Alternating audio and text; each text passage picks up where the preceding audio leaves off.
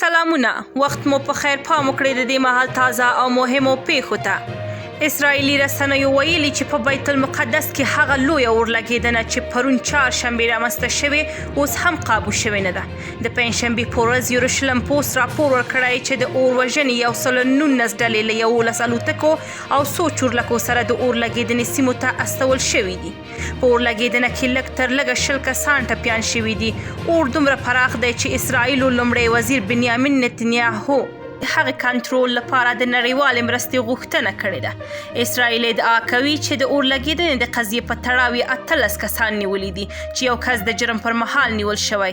په اشغالي قدس کې لا هم اسرایل له خپل ټول قوت سره نه دی بریالی شوی چې لګیدلی اور مړ کړي.